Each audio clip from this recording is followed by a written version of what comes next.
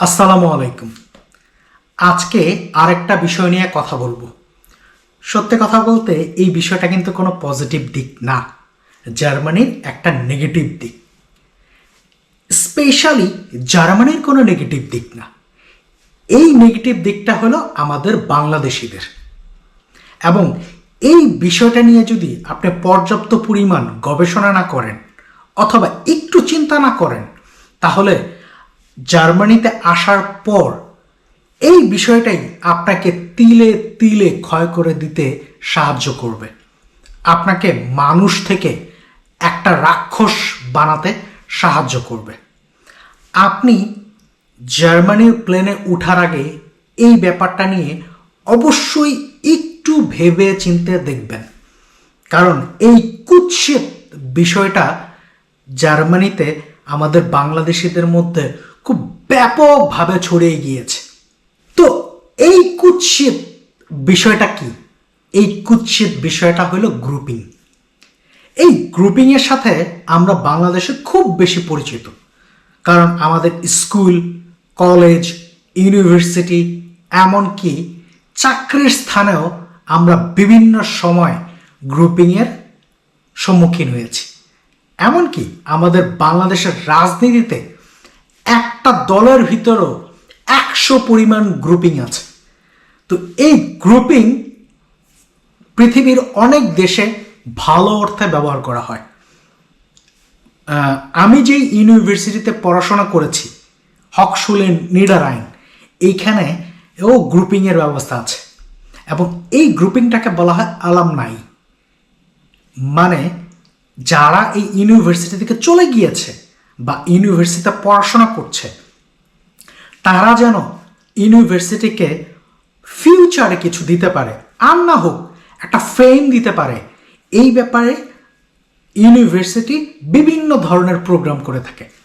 এবং জার্মানিতে খালি আমার ইউনিভার্সিটিতে এই ধরনের প্রোগ্রাম করে থাকে না, জার্মানিতে প্রত্যেকটা ইউনিভার্সিটিতে আস্থা নামে একটা ডিপার্টমেন্ট আছে, যারা এই জিনিসগুলোকে অর্গানাইজ করে এবং এই জিনিসগুলোকে মেনটেইন করে, গ্রুপিং। কিন্তু আমাদের বাংলাদেশিদের যে গ্রুপিং, সেই বাংলাদেশিদের গ্রুপিং আমি 100% শিওর প্রত্যেকটা ব্যক্তি আমার সাথে একমত হবেন, এটা হলো একটা কুৎসিত গ্রুপিং। সত্যি কথা বলতে আমি যখন 2019 সালে জার্মানিতে এসেছি, তখন এই গ্রুপিংটা শুরু হইতো জার্মানির যে প্লেনটা এসেছে বাংলাদেশ থেকে, সেই প্লেন থেকে নামার পর থেকেই সাইলেন্টলি আস্তে আস্তে করে এই গ্রুপিংটা শুরু হয়ে যেত। কিন্তু আমি ইদানিং খেয়াল করলাম জার্মানিতে আসার আগেই গ্রুপিং শুরু হয়ে যায়। যেমন আমাদেরকে সাহায্য করার জন্য আমাদের বাংলাদেশি ভাই বোনেরা ফেসবুকে বিভিন্ন ধরনের প্রবলেম সলিউশন ফেসবুক গ্রুপ করেছে। সত্যি কথা বলতে ওই যে প্রবলেম এবং সলিউশনের ভিতরেও দেখা যায় কি 2-3টা গ্রুপ হয়ে গিয়েছে। এটা অবশ্যই ভালো, একটা কাউন্টার আরেকটা গ্রুপ থাকা অবশ্যই দরকার, কিন্তু ওইখানেও কিন্তু গ্রুপিং শুরু হয়ে গেছে। এবং সবচেয়ে মজার ব্যাপার হলো এই গ্রুপিংয়ের কুৎসিত দিকগুলো আমরা মাঝে মাঝে টের পাই যখন আমরা ওই গ্রুপগুলোতে যাই।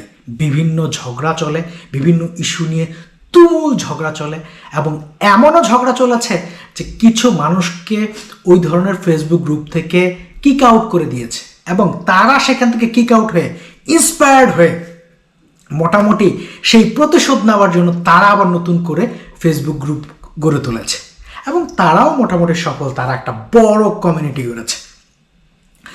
তো আমি আজকে ওই গ্রুপিং নিয়ে কথা বলবো না, কিন্তু জার্মানিতে আসার পরে যেই গ্রুপিংটা শুরু হয় সেই গ্রুপিং নিয়ে কথা বলবো। প্রথম গ্রুপিং ইউনিভার্সিটি নিয়ে। প্রথমেই কেউ কেউ আপনাকে বা আমাকে বলার চেষ্টা করবে, ভাই আপনি তো হকশুলে নিডাররাইনে পড়াশোনা করেন। হক মানে হাই, শুল মানে স্কুল, মানে হাই স্কুল ইউনিভার্সিটিতে পড়াশোনা করেন। আবার কিছু মানুষ আছে যারা টিইউ এই ধরনের ইউনিভার্সিটিতে পড়ে এবং তারা মনে করে they are studying in the very big university. তাদের চিন্তা ভাবনা এই যে সফট একটা ফাইটিং, সেই ফাইটিংটা কিন্তু কেউ যদি নাও বলে তারপরেও চলে। কিন্তু এখন আমি আরেকটু স্পেসিফাইড হব। ধরেন আমি পড়াশোনা করেছি হলো হকসুলে নিডারাইন। এই হকসুলে নিডারাইনে 99% মানুষ পড়াশোনা করতে আসে হলো টেক্সটাইল এবং ক্লদিংয়ে।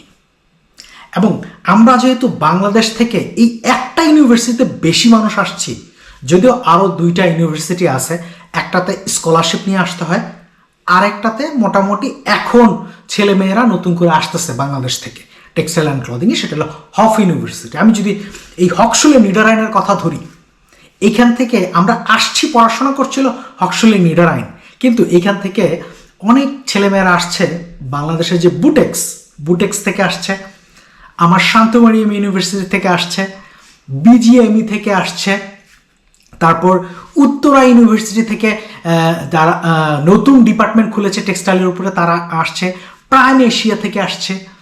সবচেয়ে মজার ব্যাপার হলো এই যে অনেকগুলো মানুষ একটা ইউনিভার্সিটির রুট থেকে হকসুলে নিডারাইনে পড়াশোনা করতে এসেছে, তারা কিন্তু এসে আর মিক্সড হয়ে যায় না, খুব কম মানুষ মিক্সড হয়ে যায়।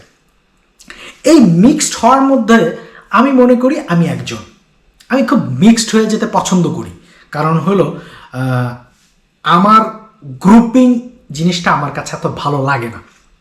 আমি আমার নিজের ব্যাপারটা বলছি না, আমার ব্যাপারটা আমি সাইডে রাখছি, কিন্তু আমি খেয়াল করে দেখেছি খুব সফটলি এই বুটেক্সের মানুষগুলো আলাদা গ্রুপ করে নিয়েছে।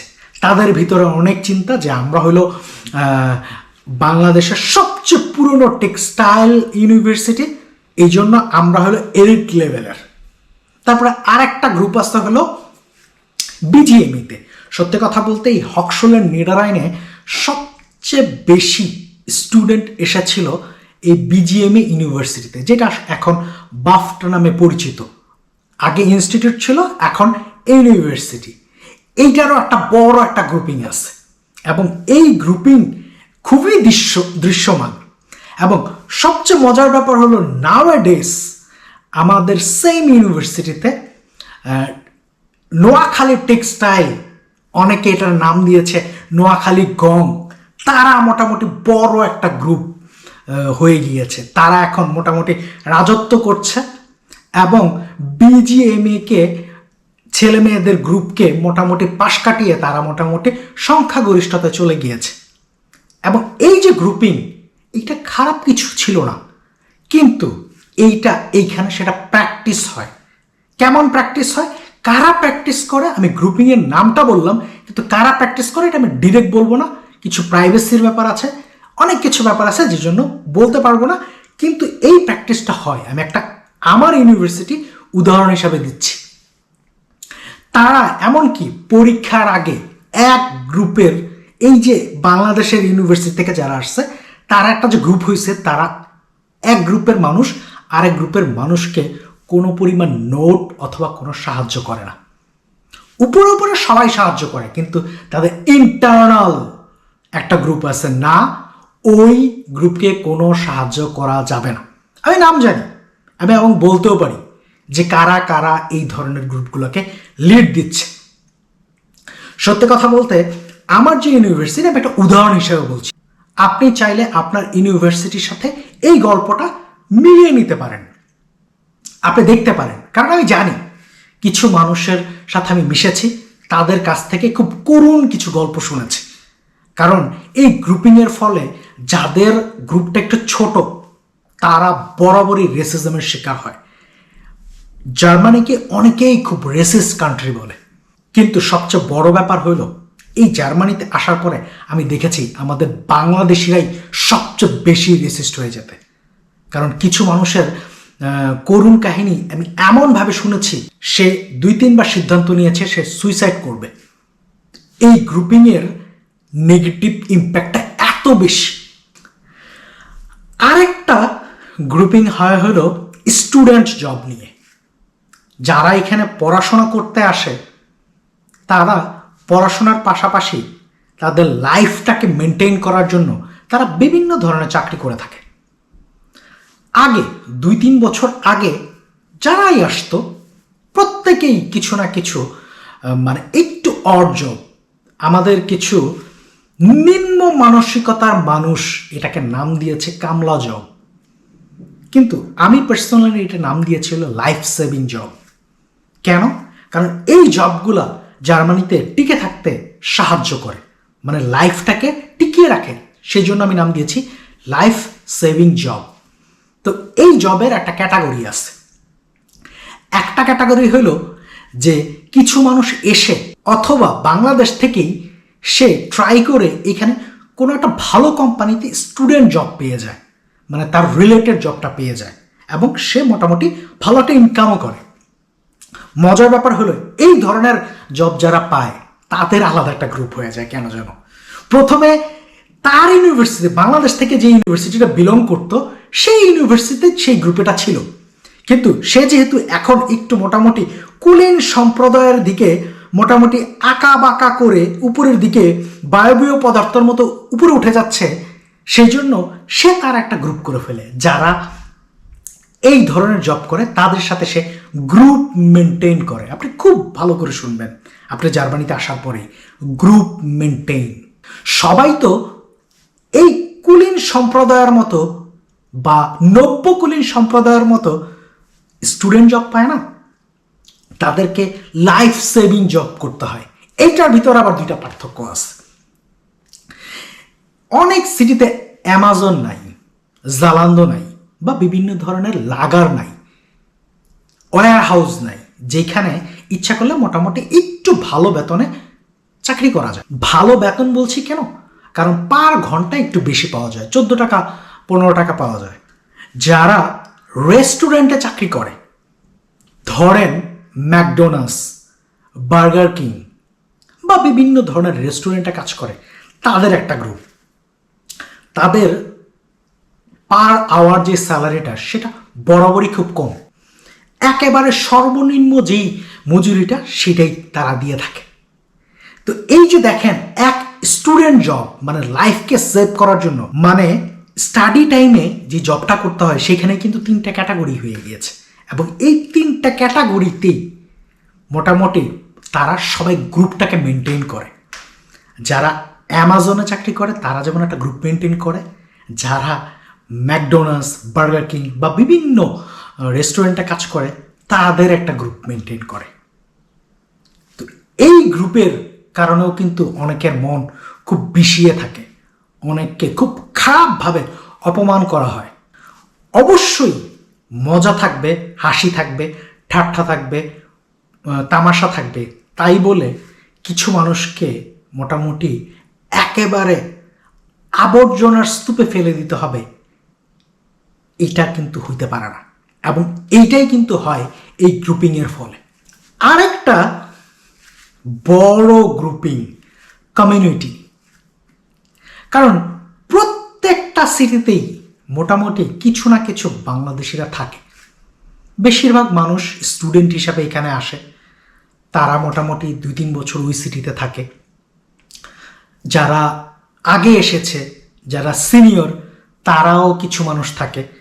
তো এইটা একটা বড় কমিউনিটি হয়ে যায়। তো এই কমিউনিটির ফলে যারা প্রথম এসেছে তারা তো বরাবরই সিনিয়র। এখন তারা যদি কোনো কথা বলে, যারা অনুযোগ, তারা তো তাদেরকে মানতে বাধ্য। কেউ বাধ্য করে না, কিন্তু আমরা যেহেতু সমাজে থাকি, সমাজে থাকতে হইলে সমাজের একটা অলিখিত নিয়ম আছে যে সিনিয়ররা যা বলবে তাই জুনিয়ররা মেনে থাকবে। এখন এটা উইন উইন সিচুয়েশন হবে, এবং এই কমিউনিটির ভিতরেও অনেক বড় শয়তানের বাসা বেঁধেছে। যেমন অনেক কমিউনিটি আছে যেখানে যেই পার্সনগুলো প্রথম থেকে কমিউনিটিটাকে হোল্ড করতেছে, তারা এমনভাবে একটা মাফিয়া চক্র গড়ে তুলেছে। অনেক ব্যক্তি নতুনভাবে যখন ওই কমিউনিটির সাথে যোগ হতে চায় বা তারা যখন মিলেমিশে যেতে চায়, তখন তারা সাফোকেট ফিল করে। কারণ ওই যে সিনিয়র যারা এসেছে তারা এমন কিছু বলে, এমন কিছু ডিসিশন নেয় যেটা তারা মানতে পারে না, কিন্তু সে মুখ ফুটে বলতেও পারে না। কেন বলতে পারে না? কারণ সে এসেছে নতুন। ওই যে কমিউনিটিটা মোটামুটি রান করতেছে, সেটার মোটামুটি একটা ওই সিনিয়র ব্যক্তিটার একটা গ্রহণযোগ্যতা চলে এসেছে। সে যদি বিরুদ্ধে কথা বলতে চায়, দেখা যাবে তাকে কমিউনিটি থেকে বের করে দেওয়া হচ্ছে। এমন হয়েছে অনেক কমিউনিটিতে, তাকে সেই কমিউনিটি থেকে বের করে দেওয়া হয়েছে। কোনো প্রোগ্রামে তাকে ডাকা হয় না, কোথাও আড্ডা দিলে তাকে ডাকা হয় না, তাকে অ্যাভয়েড করা চলা হয়। আমরা যেহেতু সামাজিক জীব, সৃষ্টির প্রথম থেকেই আমরা দলগতভাবে থাকতে পছন্দ করি।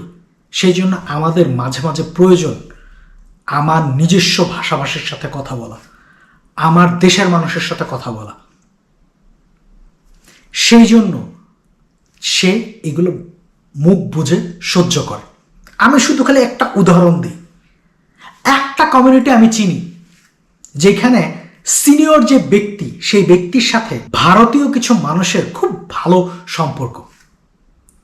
এই ভালো সম্পর্কের জেরে এই যে আমাদের বাংলাদেশে একটা মুভমেন্ট চলতেছে ভারতীয় পণ্য বর্জন, সেই ক্যাম্পেইনটা সে করতে দেয়নি।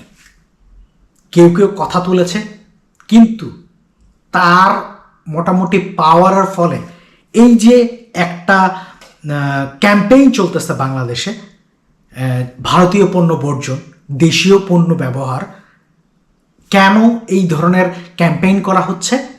কারণ ভারত, সন্ত্রাসী ভারত আমাদের মানুষকে নির্বিচারে বর্ডারে হত্যা করছে। আরও যদি বলতে চাই তাহলে আমাদের রাজনীতিতে ইন্টারাপ্ট করছে, আমাদের গণতন্ত্রকে মেরে ফেলছে। সেই জন্য ভারত বর্জন ক্যাম্পেইনে আমাদের একাত্মতা ঘোষণা করা উচিত।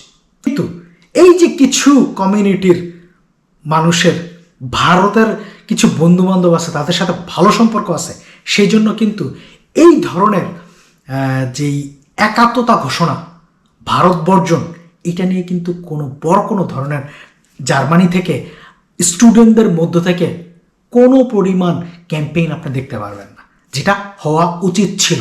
যেহেতু আমি কমিউনিটির কথা বলছি, এইখানে আরও একটা বড় ব্যাপার চলে আসে, সেটা হলো খেলা নিয়ে।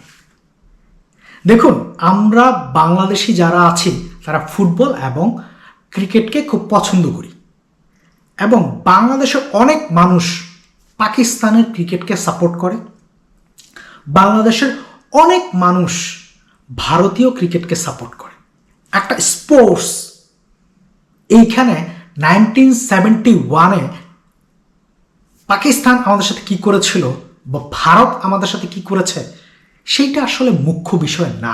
প্রত্যেকটা স্পোর্টস একটা মিলনের সুর তৈরি করতে সাহায্য করে। কেউ যদি ভুলেও পাকিস্তানের সাপোর্ট করে থাকে, আমাদের কিছু মানুষ, এই যে কমিউনিটির কিছু মানুষ, তাদেরকে মোটামুটি একটা ট্যাগ দিয়ে দেয় রাজাকার।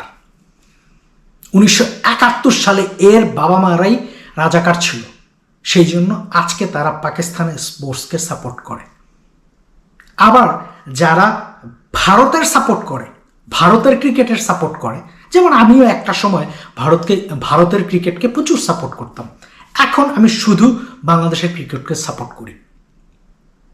তাদেরকে আবার বলা হয় ফালানিকে মেরেছে যেই দেশের মানুষ, যারা নির্বিচারে আমাদের বর্ডারে হত্যা করে যাচ্ছে, সেই দেশের মানুষের ক্রিকেট আমরা কিভাবে সাপোর্ট করি। এই ধরনের একটা বিরাট গ্রুপিং আছে, এবং আপনাদের কাছে মনে হইতে পারে ভাই এগুলো তো খুবই সামান্য গ্রুপিং। এইটা অবশ্যই খুবই সামান্য গ্রুপিং, কিন্তু এর ফলে কিছু মানুষকে এমনভাবে অপদস্থ করা হয়, এমনভাবে হিউমিলেট করা হয়, সে সুইসাইড করার সিদ্ধান্ত নিয়ে ফেলে। সে চিন্তা করে শহর কিভাবে চেঞ্জ করবে, সে চিন্তা করে আরেকটা শহরে যেয়ে আমি একা থাকবো, কোনো বাংলাদেশিদের সাথে কখনো আমি মিশবো না। এইটা হলো কমিউনিটি গ্রুপিংয়ের ইম্প্যাক্ট। এই কমিউনিটি গ্রুপিংয়ের মধ্যে অনেক সাব গ্রুপিং আছে, তার মধ্যে আরও অন্যতম হলো দাওয়াত গ্রুপিং। আমরা যেহেতু এই বিদেশের বাড়িতে থাকি, আমাদের পরিবার পরিজন আত্মীয় স্বজন বেশিরভাগ বাংলাদেশি আছে। এখানে আমরা যাদেরকে আশেপাশে পাই তাদেরকেই আমরা আত্মীয় স্বজন মনে করা শুরু করি। কোনো ঈদে তারপরে বিভিন্ন ধরনের ফেস্টিভ্যালে আমরা একজন আরেকজনের বাসায় যাই বা দাওয়াত খাই, এইটা নিয়েও বিশাল বড় গ্রুপিং হয় যে একে দাওয়াত দিলে আমরা যাব না, একে দাওয়াত না দিলে আমরা যাব না, এইরকম বিশাল গ্রুপিং হয়। এবং সবচেয়ে জঘন্য ব্যাপার হলো এই গ্রুপিংয়ের মধ্যেও যারা এই গ্রুপটাকে মেনটেন করতেছে, দাওয়াত গ্রুপিং, তাদের কোনো একজনের বাসায় খেয়ে এসে তার বিরুদ্ধে এত খারাপভাবে মানে পরনিন্দা পরচর্চা করে মানুষ, ওইটার ভিতরেও একটা গ্রুপিং আছে। মানে গ্রুপিংয়ের সাবের ভিতরে আরও সাব আপনি চিন্তাও করতে পারবেন না। আপনি যদি মেন্টালি প্রিপেয়ার না থাকেন, এই ধরনের গ্রুপিং আপনাকে মানসিকভাবে অসুস্থ করে দিতে পারে। এখন আমি চলে আসবো হলো আর একটা গ্রুপিং, যার নাম হলো চাকরি গ্রুপিং। জার্মানিতে যারাই আসে, খুব কম মানুষ আছে এসেই তার রিলেটেড সাবজেক্টে সে ফুল টাইম জব শুরু করে, খুব কম। কিন্তু যারা এই যে মোটামুটি পড়াশোনা আসলো জার্মানিতে অ্যাপ্লাই করার পর, তারপরে স্টাডি শেষ করলো, তারপরে একটা চাকরি পাইলো, তারপরে শুরু হলো এলিট গ্রুপের গ্রুপিং। কেন? কারণ হলো অনেকে তো চাকরি পাইছে। এখন যারা চাকরি পাইছে, আগের যে গ্রুপিং, সব গ্রুপিং বাদ, সবগুলোকে মোটামুটি সাইডে রেখে দিছে। এখন ভাই, তুমি চাকরি পাইছো, তুমি চাকরি পাইছো, তুমি চাকরি পাইছো, আমরা এই তিনজন মিলে একটা গ্রুপ। আমি মনে মনে বলি, তোমরা আমার চ্যাটার গ্রুপ। কিন্তু আমি যত কথাই বলি না কেন, এই গ্রুপিংটা কিন্তু খুবই জঘন্য একটা গ্রুপিং। কারণ এইখানে মোটামুটি অনেক রেসিজমের গন্ধ পাওয়া যায়। কারণ যারা চাকরি গ্রুপ, তারা অন্য যারা স্টুডেন্ট বা যারা একটু খারাপ অবস্থায় আছে, সিমিলার মানুষ, মানে সাথের মানুষরা চাকরি পায় নাই, তাদের সাথে এমনভাবে একটা ব্যবহার করে আপনি চিন্তাও করতে পারবেন না। মানে আমি দেখেছি কিছু মানুষকে, তার চাকরি পাওয়ার আগের ফেস, পরের ফেস সম্পূর্ণ ভিন্ন। অ্যাটিটিউড চলে আসছে, ইগো চলে আসছে, এবং কথার ওয়েটাই চেঞ্জ হয়ে গেছে। আমি যতটুকু জানি সেটা হলো, মানুষ যত বেশি বড় হয় তত বেশি নুজো হয়, তত বেশি ভদ্র হয়। কিন্তু জার্মানিতে যে চাকরি পেয়েছে যারা প্রথম নতুন, ওই যে বলে না, নতুন ড্রাইভার হয়েছে, এখন তো হর্ন বেশি বাজাবেই, এরকম তারা এমনভাবে অ্যাটিটিউড করে, মানে তার যে আগলি ফেস, সেই ফেসটা সে দেখায় দেয়। এই ধরনের গ্রুপিং এর ইম্প্যাক্ট আপনার মনকে বিষিয়ে তুলতে পারে এবং আপনাকে একটা সিদ্ধান্ত নিতে সাহায্য করতে পারে যে আমি আর বাংলাদেশিদের সাথে মিশবো না, আমি একাই থাকবো। যেহেতু চাকরি হয়ে গেছে, এখন হলো আর একটা গ্রুপ, সেই গ্রুপটা হলো পিয়ার গ্রুপ। জার্মানিতে মোটামুটি একটা ভালো চাকরি করলে 2-3 বছর পরে পার্মানেন্ট রেসিডেন্ট পাওয়া যায়। তো পার্মানেন্ট রেসিডেন্ট যদি কেউ পায়, তাহলে আমরা মোটামুটি বলি যে রিলিফ। কারণ পার্মানেন্ট রেসিডেন্ট পাওয়ার আগ পর্যন্ত জার্মান গভর্নমেন্ট ভিসা দিয়ে দেয়, কিন্তু ভিসা দেওয়ার জন্য তারা অনেক ধরনের রিকোয়ারমেন্ট মাঝে মাঝে তৈরি করে, স্টেট টু স্টেট ভেরি করে, সিটি টু সিটি ভেরি করে। কাউকে খুব জঘন্যভাবেও মূল্যায়ন করা হয়, মাত্র 6 মাসের ভিসা দেয়, কাউকে 1 বছরের ভিসা দেয়, কাউকে আবার 2 বছরের ভিসা দেয়, কাউকে 3 বছরের ভিসাও পর্যন্ত দেয়। তো এইসব কিছু কারণে সবাই চিন্তা করে যে পিআর হলো লাস্ট মার্জিন, যেখানে এসে আমি মোটামুটি একটু রিলিফ পাবো। কিন্তু পিআর পাওয়ার পরে অনেকে রিলিফ পায়, কিন্তু যারা পিআর পায় নাই তাদেরকে এই যে পিআর যারা গ্রুপিং, মানে পিআর পাইছে তাদের যে গ্রুপটা, তাদের তো নতুন গ্রুপ রেজ করছে, তাদেরকে এমনভাবে হিউমিলেট করে, এমনভাবে ট্রিট করে, ওয়ে অফ টকিং এমন চেঞ্জ হয়, মনে হয় তারা মোটামুটি আসমানে চলে গেছে জার্মানির পিয়ার পাওয়া মানে। এবং যারা পিয়ার পায় নাই তারা নর্দমার কিট। তাদের অ্যাটিটিউডটা এরকম হয়ে যায়, মানে পিয়ার পাওয়ার পরে তারা চিন্তা করে যে আমরা জার্মান গভর্নমেন্টে চলে আসছি। সত্যি কথা বলতে জার্মান গভর্নমেন্টও কিন্তু এত এগ্রেসিভ না। জার্মান গভর্নমেন্ট কিন্তু খুবই লুজু, খুবই সফট। তাদের ডকুমেন্টেশন প্রসেস অনেক বেশি। একটা মানুষকে জাজ করার জন্য তারা অনেক ধরনের ডকুমেন্টেশন করে, কিন্তু তাদের ব্যবহারটা এত এগ্রেসিভ না। জার্মানিকে যেভাবেই মানুষ ডিফাইন করুক না কেন, জার্মানরা কিন্তু এতটা এগ্রেসিভ না। কিন্তু আমার ভাই যারা বাংলাদেশ থেকে এসে এখানে পিআর হোল্ডার হয়েছে, তারা কিন্তু খুব বেশি এগ্রেসিভ হয়ে যায়। এই যে এগ্রেসিভনেস বা তাদের যে গ্রুপিংয়ের ইম্প্যাক্ট আপনাকে কিন্তু বিষিয়ে তুলতে পারে, আপনাকে সিদ্ধান্ত নিতে সাহায্য করতে পারে অন্য একটা দেশে চলে যাওয়ার জন্য। লাস্ট বাট নট লিস্ট, এই গ্রুপটা খুব বড় গ্রুপ না, কিন্তু মোটামুটি রেস করতেছে। সেটা হলো পাসপোর্ট গ্রুপ। যাদের পাসপোর্ট হয়ে গেছে, এখন যাদের পাসপোর্ট হয়ে গেছে, আগামীতে একটা নতুন নিয়ম আসতেছে। সেটা হলো সে দুই দেশেরই পাসপোর্ট রাখতে পারবে, বাংলাদেশেরও রাখতে পারবে, জার্মানিতে পাসপোর্ট রাখতে পারবে। কিন্তু আগে যে নিয়মটা ছিল, তাকে অবশ্যই একটা পাসপোর্ট নিতে হবে। হয় তুমি বাংলাদেশিতে থাকো অথবা তুমি জার্মান পাসপোর্ট নাও। তো এই যে গ্রুপটা, বেশিরভাগ মানুষই তারা শুধু জার্মান পাসপোর্টটা নেয়।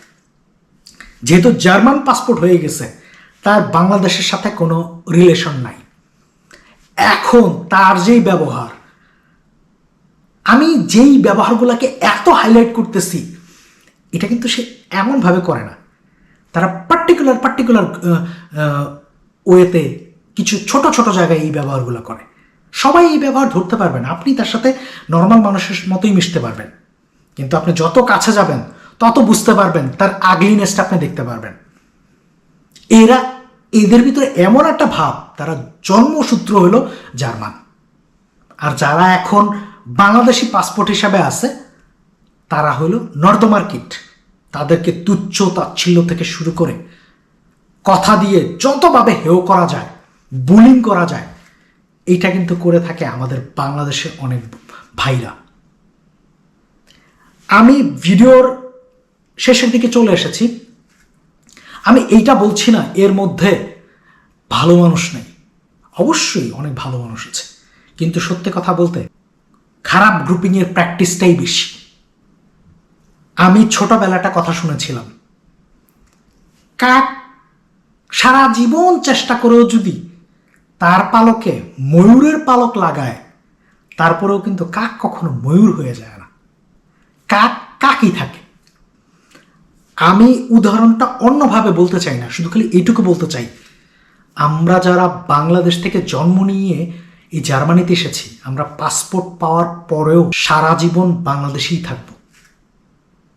অবশ্যই আমরা খুব স্বার্থপরের মতো দেশটাকে ছেড়ে চলে এসেছি জার্মানিতে একটা ভালো লাইফ লিড করার জন্য, ভালো কিছু পাওয়ার জন্য। তাই বলে আমরা আমাদের যে কমিউনিটি, আমরা যারা বাংলাদেশ থেকে এসেছি, তারা গ্রুপিং করে আমাদের এই কমিউনিটিটাকে ডাস্টবিন বানাইতে পারি না। আমার কথার ইম্প্যাক্ট আপনার উপরে পড়ুক, অথবা আমার কথার উপরে ভিত্তি করে আপনি বায়াসড হয়ে যান, সেটা আমি চাই না। জার্মানিতে আপনি অবশ্যই আসবেন, কিন্তু আমাদের বাংলাদেশিদের দ্বারা যেই নোংরামি হচ্ছে, যেই কুৎসিত গ্রুপিং হচ্ছে, এইটা আপনি একটু মাথায় নিয়ে আসবেন। আমি আশা করি আপনি এই কুৎসিত গ্রুপিং এর পার্ট হবেন না।